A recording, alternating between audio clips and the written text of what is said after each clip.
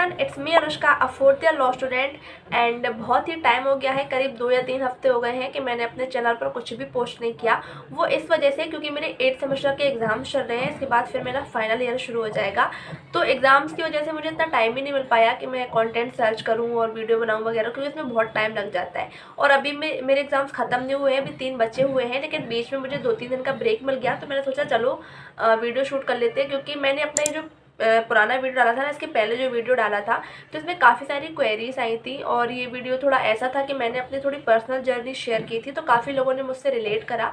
And मैंने इस video में ये बताया था कि अगर जुडिशरी की प्रिपरेशन हम अभी क्विट कर रहे हैं, जुडिशरी का प्लान हम पोस्टपोन कर रहे हैं या छोड़ भी रहे हैं, तो हम दूसरा ऑप्शन में कुछ ट्राई कर सकते हैं। तो अब काफ़ी सारे स्टूडेंट्स मुझसे ये पूछ रहे थे कि क्लैट पीजी अगर हम करना चाहें तो उसके लिए हम क्या कर सकते हैं, क्या उसकी प्रिपरेशन स्ट्रेटजी होती है, एंड कैसे हम क्लैट की तैयारी कर सकते हैं। मतलब मेन मोटो यही है इस वीडियो का कि मैं आपको क्लैट के बारे में थोड़ा नॉलेज दूँ, क्लैट पीजी के बारे में।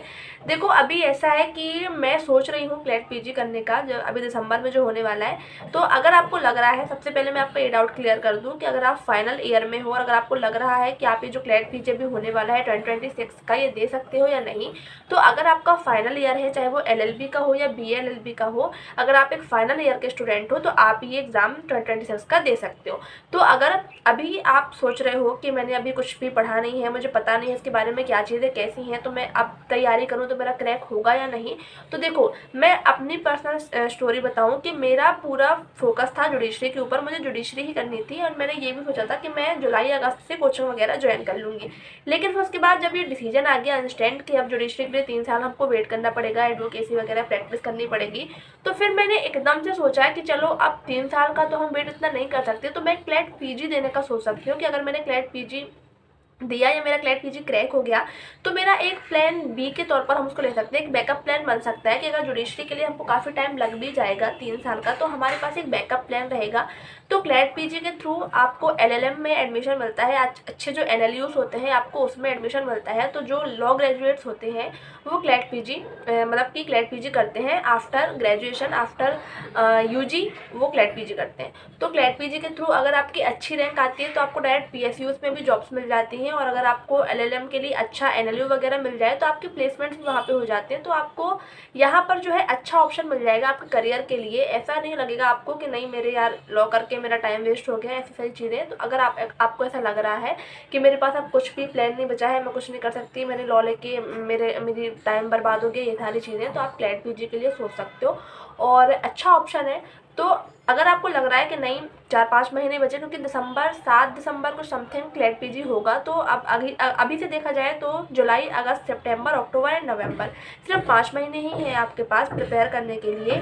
तो अगर आप प्रॉपर स्ट्रेटजी बना के तैयारी करोगे ना, भले आपने अभी कुछ नहीं पढ़ा हो, लाइक मैंने भी कुछ नहीं पढ़ा है, मुझे नहीं पता है कि क्या क्या चीज़ें उसमें पूछी जाती हैं, कैसे पूछी जाती है, बस मैंने सोच लिया, बस मैंने अपने माइंड को ये चीज़ बोल दी, कमांड दे दी कि मुझे दिसंबर में क्लैट पीजी होने वाला है, मुझे वो देना है, मुझे वो उसमें अपना 100% देना है। अब निकल रहा है नहीं निकल रहा है ये तो भगवान के ऊपर है, हमारा काम है, हम सिर्फ काम कर सकते हैं, मेहनत कर सकते हैं, बाकी जो रिजल्ट है उसका वो तो भगवान को ही देना है। तो आप ये सोचो कि 5 महीने तो है ना अभी मेरे पास, और अगर आपने अपने ग्रेजुएशन के टाइम पे जो फाउंडेशन कोर्स है, जो आपने सिलेबस वगैरह है वो अच्छे से पढ़ा है ना, तो 5 महीने काफ़ी होते हैं।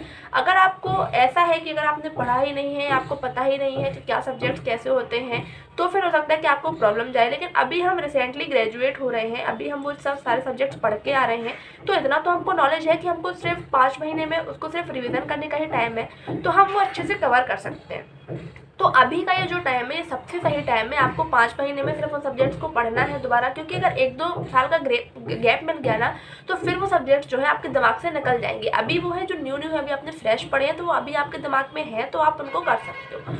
तो जो अभी 5 महीने बचे हैं स्टार्टिंग के, तो देखो अभी तो मेरे एग्ज़ाम्स चल रहे हैं, तो जून में तो मेरे एग्ज़ाम्स ही है 28-29 तक, तो अभी तो मुझे कुछ नहीं पता इसके बारे में, ना ही मैंने कुछ प्रिपरेशन की है। लेकिन 1 जुलाई से मैं इसके लिए प्रिपेयर करना स्टार्ट करूँगी, और मैं अपने इसी चैनल पर, और ये मेरा लॉ का जो लॉ विद अनुष्का करके इंस्टाग्राम का पेज है, यहाँ पर मैं सारी स्ट्रेटजीज हर कुछ शेयर करूँगी जो मैं कर रही हूँ, और मैं 100% कोशिश करूँगी कि मैं खुद भी क्रैक करूँ और आप लोगों को भी वो हेल्प करूँ इस चीज़ में।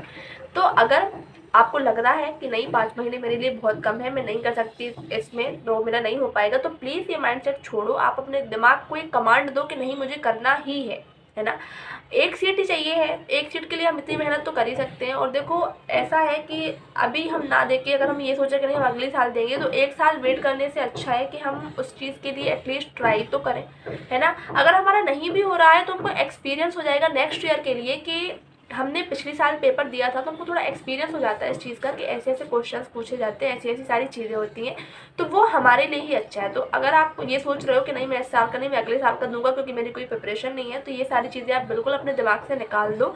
और 5 महीने है ना, तो 5 महीने भी काफ़ी हैं, आप इसके लिए अच्छे से प्रिपेयर करो। देखो सबसे पहले मैं आपको ऊपर ऊपर से थोड़ी चीज़ें बता देती हूँ, जितना मुझे अभी तक पता है, जितना मैंने अभी तक रिसर्च की है। ये सारे जो सब्जेक्ट्स हैं, ये सारे मेन क्लैट पीजी के लिए सब्जेक्ट्स हैं। आपको ये सारे सब्जेक्ट्स पढ़ने हैं ऊपर से नहीं, सॉरी, आपको सारे सब्जेक्ट अच्छे से पढ़ने हैं। लेकिन मेन जो है वो है criminal law, constitution, jurisprudence, property law, family law and contract law और SRA, स्पेसिफिक रिलीफ एक्ट। तो ये सारे सब्जेक्ट्स आपको बहुत ही डीपली पढ़ने हैं, अच्छे से पढ़ने हैं। क्रिमिनल लॉ जो है वो आपको पुराने वाले भी पढ़ने हैं और नए वाले भी पढ़ने हैं। ऐसा नहीं है कि अब नए वाले आ गए तो हमको पुराने नहीं पढ़ने, आपको दोनों पढ़ने हैं, आपको दोनों अच्छे से पढ़ने हैं, दोनों को कंपेयर करके पढ़ना है कि क्या क्या चीज़ें किस में चेंज हुई है, सारी चीज़ें आपको अच्छे से पढ़ना है। कॉन्स्टिट्यूशन आपको बहुत अच्छे से पढ़ना है। ये सारे सब्जेक्ट्स आपको अच्छे से पढ़ना है, क्योंकि हर बार ना ऐसा नहीं हुआ है कि एक बार के पेपर में इस सब्जेक्ट से क्वेश्चन पूछा गया हो, अगले पेपर में इस सब्जेक्ट से क्वेश्चन पूछा गया हो, कि अलग ही क्वेश्चन पूछा जाते हैं। भले एक ही क्वेश्चन पूछा जाए, लेकिन हर सब्जेक्ट से कुछ ना कुछ हर साल पूछा ही जाता है। तो हमको ये नहीं पता है कि किस सब्जेक्ट से कैसा क्या आएगा, कितनी सारी चीज़ें, लेकिन इसलिए आपको हर सब्जेक्ट पे बराबर ध्यान देना है। लेकिन ये जो मैंने मेन सब्जेक्ट बताए हैं, ये आपको थोड़ा अच्छे से डीपली पढ़ना है।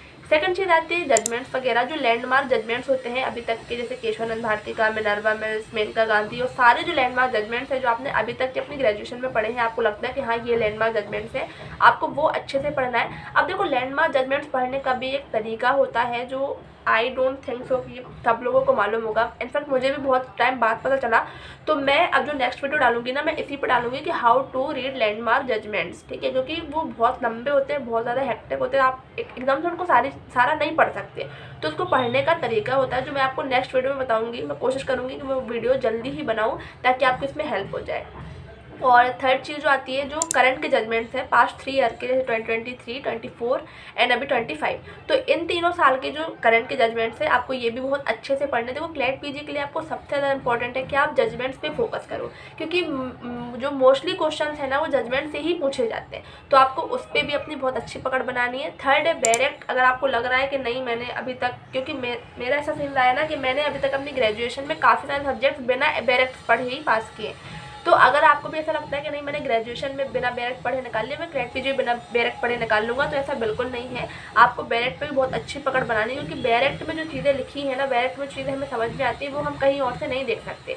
तो आपको डायरेक्ट में अच्छी पकड़ होना, सारे सेक्शंस वगैरह क्या क्या चीज़ें, क्योंकि अगर एक लाइन भी लॉ की यहाँ से वहाँ हो जाती है ना, सारा उसका मीनिंग ही बिगड़ जाता है। तो आपको अच्छे से सारी चीज़ें एक एक चीज़ें नोट करके पढ़नी है। तो बहुत ही इंपॉर्टेंट है कि आप डायरेक्ट से पढ़ो और डायरेक्ट पे अपनी पकड़ अच्छी बनाओ। फोर्थ चीज़ जो आती है वो ये है कि आपको करंट अफेयर्स पे भी ध्यान देना है, क्योंकि काफ़ी सारी चीज़ें करंट अफेयर्स से भी पूछी जा सकती हैं। जैसे कोई अगर नया जजमेंट, मतलब लॉ से रिलेटेड ही सारी चीज़ें अगर कोई करंट में चल रही हैं, तो आपको उसमें भी आपको वो चीज़ें पता होनी चाहिए, क्योंकि अगर ऐसा कोई क्वेश्चन आ जाए तो हमसे बन जाए, तो आपको वो चीज़ें भी करनी है।